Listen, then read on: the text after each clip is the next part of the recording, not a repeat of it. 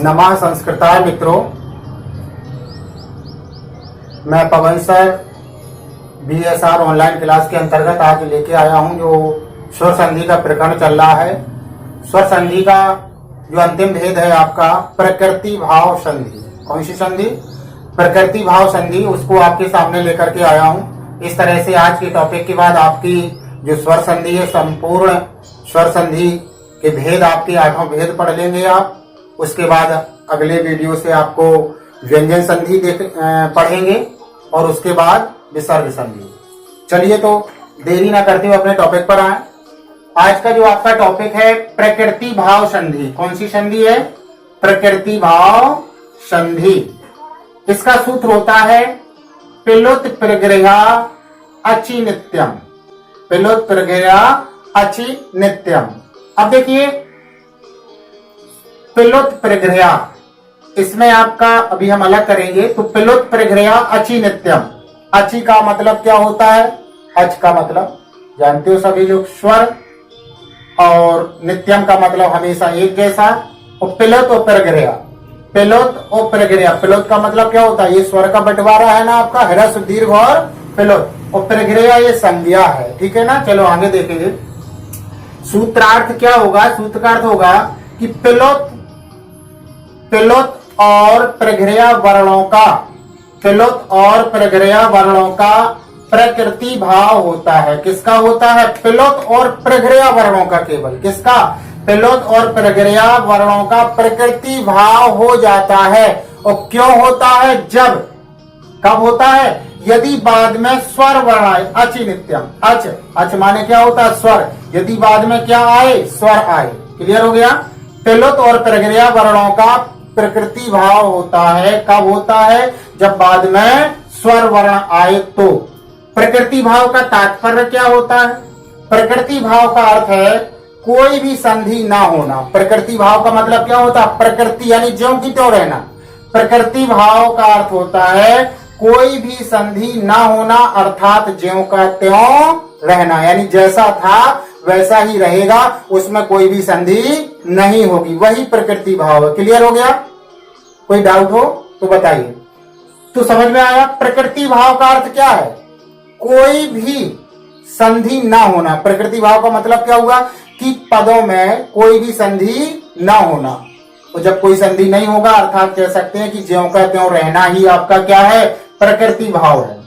अब संक्षेप में कह सकते हैं कि पिलुत या प्रगृह्या प्लस अच बराबर प्रकृति भाव होगा। प्रकृति भाव का मतलब अभी हम जान चुके हैं क्या अर्थ होता है। प्रकृति भाव का मतलब ज्यों का त्यों रहना। चलिए एक बार और जल्दी से नजर डाल लें।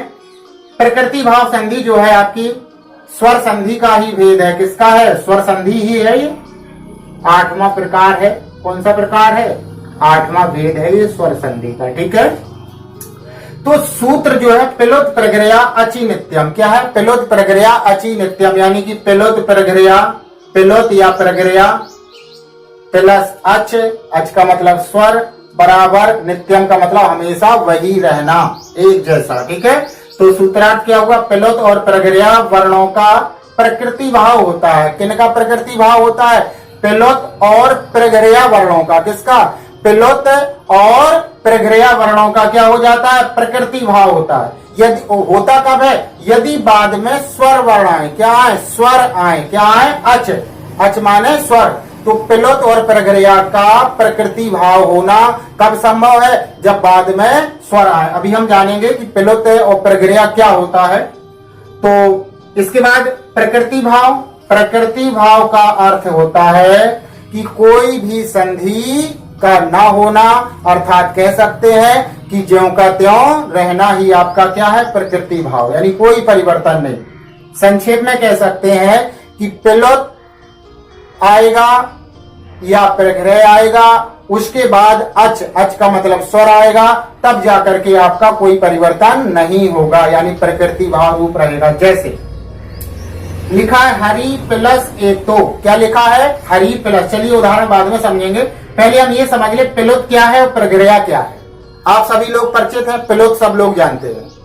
किसी भी स्वर पर को बोलने में हमें दीर्घ से, यानी कि ह्रस्व में क्या होता है? 1 गुना समय लगा। अगर आपका 2 सेकंड लगा तो दीर्घ में आपका 4 लगेगा और उसमें 2 या 6 3 गुना समय लगेगा। ठीक है, हम इसकी चर्चा माहेश्वर सूत्र जिस दिन हमने पढ़ाए थे, प्रथम जो आपका चैप्टर था माहेश्वर सूत्रों का पाणिनि द्वारा रचित, हमने जो वर्णन किया है उसमें आपका दिया गया पिलुत क्या है। ठीक है, तो पिलुत का मतलब हो गया 3 गुना समय लगना, कहने का तात्पर्य सीधा ऐसा कह सकते हैं। ठीक है, तो या तो पिलुत आएगा यहाँ पर या प्रग्रह आएगा। अब हम कैसे पहचानेंगे पिलुत? तो चलो उसमें ऐसे 3 के ऐसा चिन्ह बना होगा, पिलुत हो गया।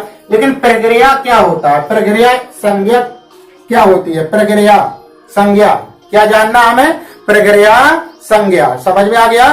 तो प्रग्रह संज्ञा क्या होती है वो जानेंगे हम। प्रग्रह संज्ञा क्या होती है, ठीक है ना। चलिए तो देखेंगे प्रग्रह संज्ञा थोड़ा सा 2 मिनट के लिए। आपको क्या जानना है? प्रग्रह संज्ञा क्या होती है, क्या जानना है? प्रग्रह संज्ञा, इसका सूत्र होता है ईदू देद द्विवचनम। सूत्र क्या होता है? प्रग्रह ईदू देद द्विवचनम प्रग्रहम, प्रग्रहम। क्लियर हो गया? कोई डाउट यहां तक? चलिए अच्छी बात है, कोई डाउट नहीं है। तो प्रग्रह संज्ञा का सूत्र क्या होता है? प्रग्रह विधायक सूत्र क्या होता है? ईदू देद द्विवचनम। अब इसका हम ईदू देद यानी कि हम इसका पद विच्छेद करेंगे, पद विच्छेद करेंगे हम। तो क्या होगा? ईदू यानी कि ईत कौमा दू तो ऊत कौमा एत द्विवचनम, द्विवचन। क्लियर हो गया आपका इतना? तो ईत ऊत एत द्विवचन क्या लिखा आपका? ईत ऊत और एत, इनकी प्रग्रह संज्ञा होती है। किनकी प्रग्रह संज्ञा होती है? ईत हो गया आपका, ऊत हो गया और एत हो गया। इतना क्लियर हो गया सभी को? यानी कह सकते, चलिए सूत्र का अर्थ लिख लो। जैसे सूत्रार्थ कह सकते हैं बड़ी ई यानी कि दीर्घ ई, दीर्घ ऊ और ए।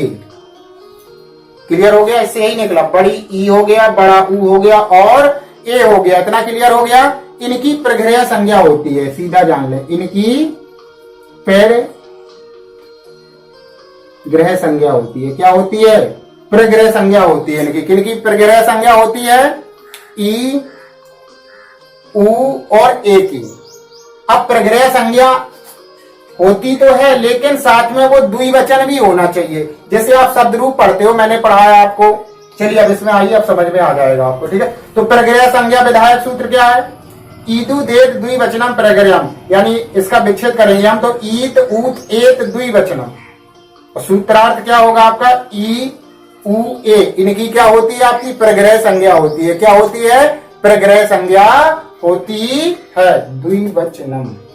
समझ में आ गया? इनकी क्या होती है? प्रग्रह संज्ञा होती है। क्या होती है? प्रग्रह संज्ञा।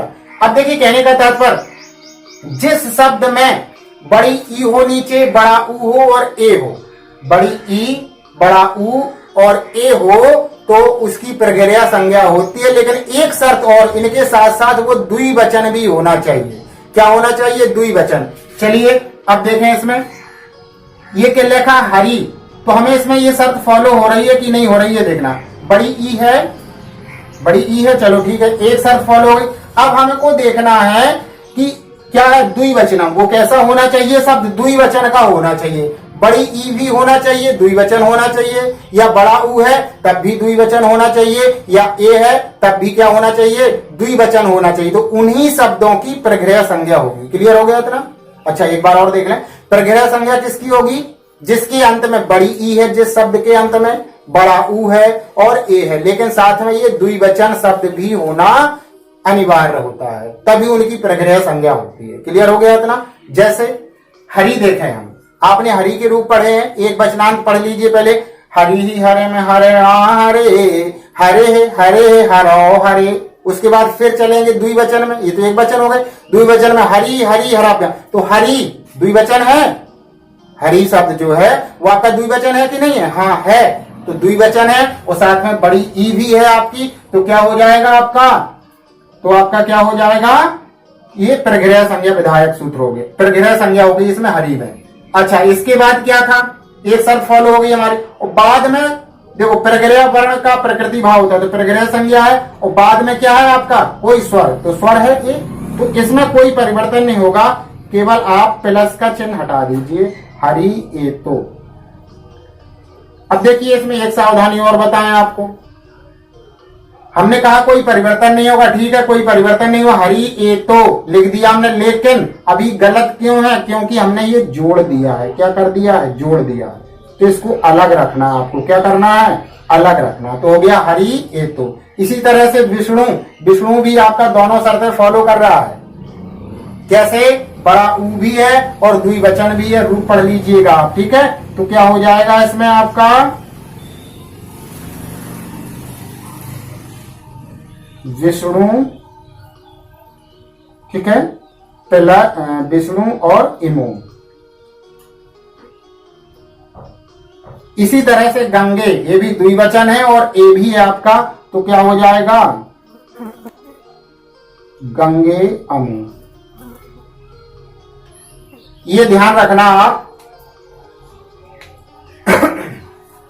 अगर आपने देखा होगा हरी जो शब्द है द्विवचन है या नहीं है, इतना क्लियर है, इतना तो जानते हो। हरी शब्द जब हमने पढ़ाया है तो हरी क्या है? द्विवचन है। अब दूसरी शर्त क्या है? द्विवचन होने के साथ साथ बड़ी ई भी होना चाहिए, या फिर बड़ा ऊ भी होना चाहिए द्विवचन के साथ साथ, या फिर ए भी होना चाहिए द्विवचन। तो प्रगृह संज्ञा वर्ण वही होता है, प्रगृह संज्ञा के शब्द वही होता है जिसके अंत में बड़ी ई हो, बड़ा ऊ हो और या फिर ए हो, साथ में वो द्विवचन भी हो, ठीक है। तो ऐसे शब्द अगर यहाँ पर आए और उसके बाद कोई भी स्वर आ जाए तो उसमें कोई भी परिवर्तन नहीं होगा, इतना ध्यान रखिएगा। क्लियर हो गया इतना? कोई डाउट हो तो फिर भी बताइए। क्यों?